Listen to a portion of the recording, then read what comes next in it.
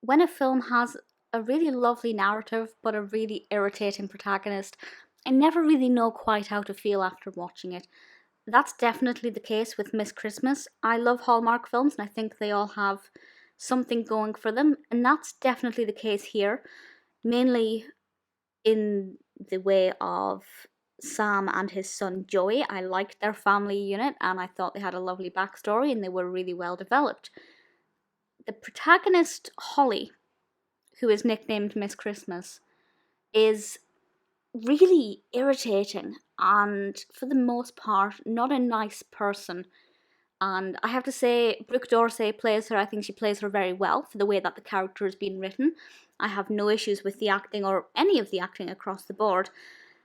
But the character is just so infuriating that I want to slap her. And when you're watching a Christmas film that's supposed to put you in a festive mood, it's not the best. Now, I will say credit where credit is due. I'll talk about the narrative in a moment, but credit where credit is due. She does have character development.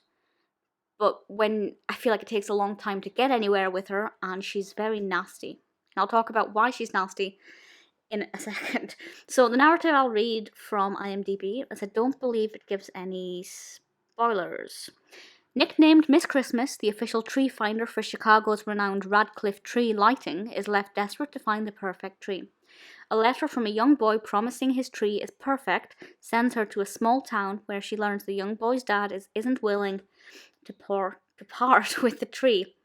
So basically, she desperately needs this tree, so she goes to this little town called Claus, Klaus, which I thought was quite a cute name. And she sees this tree and it is magnificent. I have not seen a tree like this. It's gigantic, it's luscious, it's very green, it's very lovely, and just frost tipped. It's beautiful, it's perfect. I can see why she really wants it, and she asks Sam to have it. And first of all, this really irritated me. And again, I understand why the character did this and why the character reacted or acted like this, because she needed to be this spiteful to get the character development for the narrative to kind of have meaning. But she was just so horrible. I could not get on with her, and I didn't care about her at all. But Sam said the tree's not for sale, and Holly said something along the lines of, "I don't want to buy it. It's a donation." She was asking for this tree as a donation when Sam didn't want to get rid of it in the first place. And there is a sentimental reason why he wasn't just being stubborn, and they go into that, and I think it's lovely.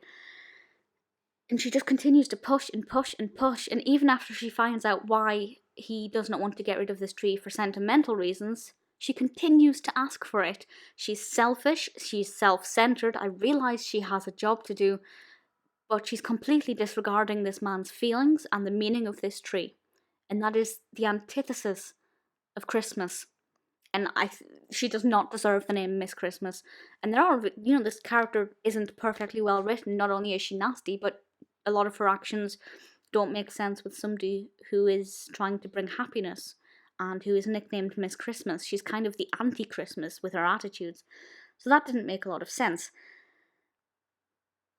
The rest of the film, once you got over her, I think it was nice. It was pretty predictable. The ending was not quite as predictable as I had expected, but it still had its moments.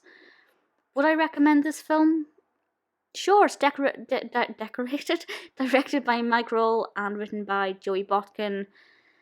Marc Blucas is Sam and Luke Roessler is Joie. Wonderful child actor, very well done. I also think Greg Rogers, who plays George, did a fantastic job. I really liked him whenever he was on screen.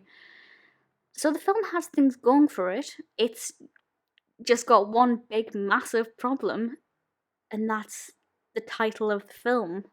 It's Miss Christmas.